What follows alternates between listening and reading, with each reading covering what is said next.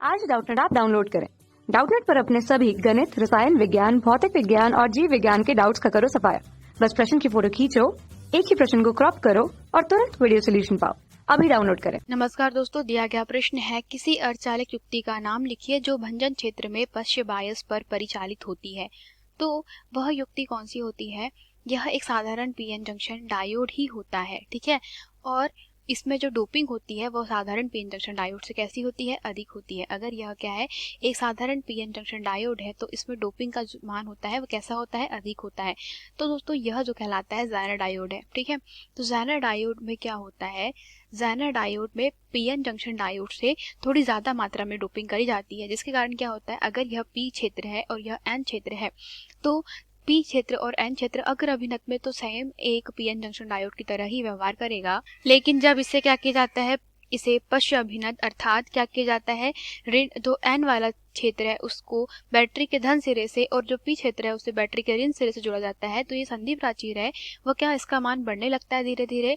और संधि प्राचीर पे बढ़ रहा है, इसका मतलब क्या होता है, जो इलेक्ट्रॉन होलों का जो युग्म बन रहा है दोस्तों, जो युग्म पेयर बनने चालू हो जाते हैं वो कैसे जाते हैं, अधिक हो जाते हैं। क्योंकि यहाँ पे क्या है, अगर धनावेश है और यहाँ पे अगर ऋण है, तो बैटरी का धन होने के कारण जितने भी एन क्षेत्र के इलेक्ट्रॉन है वो किस तरफ गति करने लगेंगे, सारे इलेक्ट्रॉन इस तरफ गति करने लगेंगे। और यहाँ पर सारे जो होल है वह कहाँ जाने लगेंगे, वह इस तरफ आने लगेंगे, जिसके कारण यहाँ पे जो संधि का क्षेत्र है वो कैसा हो जाता है, बढ़ जाता है। अब संधि इतने क्षेत्र को घेर लेती है। चूंकि यहाँ पे क्या है दोस्तों, यहाँ पर जो डोपिंग है वह कैसी है, पीएन जंक्शन डायोड से अधिक है, तो यह जो डोपिंग है उसके कारण जो क्षेत्र है अर्थात जो प्राचीर विभव है वह उतनी बड़ी नहीं बन पाती है। अब क्या होगा कि यहाँ पे जैसे ही अल्पसंख्यक वाहक है, ठीक है, तो ये जो अल्पसंख्यक वाहक है और यहाँ पर भी क्या हो जाएगा दोस्तों, यहाँ पे अल्पसंख्यक वाहक क्या हो जाएंगे, होल हो जाएंगे और यहाँ पे इलेक्ट्रॉन हो जाएंगे।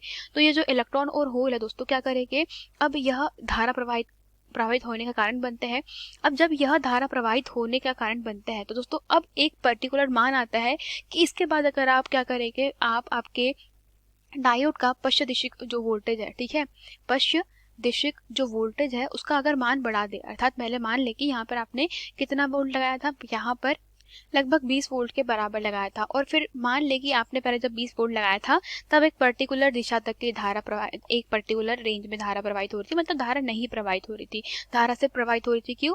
जो हमारे अल्पसंख्यक वाहक हैं, यहाँ पर इलेक्ट्रॉन और यहाँ पर होल, उनके कारण प्रवाहित हो रही थी।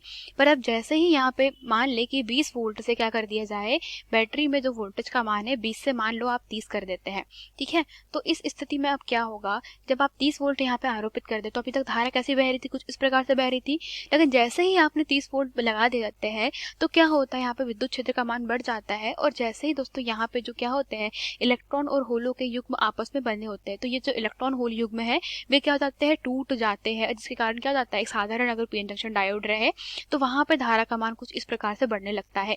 लेकिन अगर बात करी जाए ज़ेनर डायोड की, तो ज़ेनर डायोड क्या करता है, इस पर्टिकुलर मान के बाद, अर्थात अगर ये 20 वोल्ट है तो इस 20 वोल्ट के मान के बाद में जो धारा है वह थोड़ा धीरे धीरे बढ़ाता है, या हम लोग कहें एकदम नियत रूप से बढ़ाने लगता है, ठीक है। तो हम लोग कह सकते हैं कि यहाँ पे जो धारा का मान है वह कैसी बह रही है, वह एक नियत रूप से बहने लगती है, जिसके कारण क्या हो जाता है, जो हमारा डिवाइस होता है, जो हमारी युक्ति होती है वह जलने से बच जाती है।